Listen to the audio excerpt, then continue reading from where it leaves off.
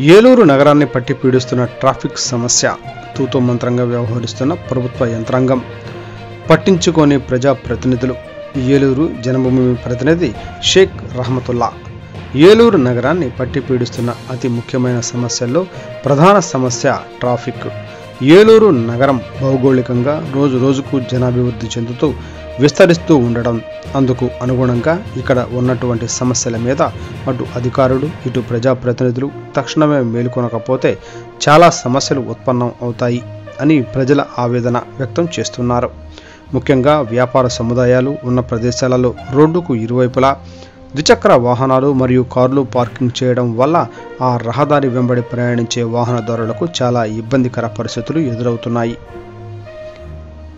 ఇదే విషయాన్ని సదరు పోలీసు శాఖ వారికి ఎన్నిసార్లు నివేదించినా చర్యలు తీసుకోవడంలో ప్రజాప్రతినిధులు సరైన చర్యలు తీసుకోకుండా తూతూ మంత్రంగా ఆదేశాలు జారీ చేయడం వల్ల నగర ట్రాఫిక్ సమస్య మరింత జటిలమవుతుంది. ఏలూరు పట్టణ వాసులు ఆరోపిస్తున్నారు.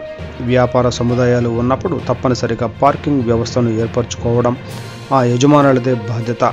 ఈ చిన్న విషయాన్ని ప్రజాప్రతినిధులు ఎందుకు పట్టించుకోవడం లేదు? ముఖ్యంగా హాస్పిటల్స్, కాలేజెస్ ఉన్నటువంటి రోడ్లలో పరిస్థితి మరీ దారుణంగా తయారైంది.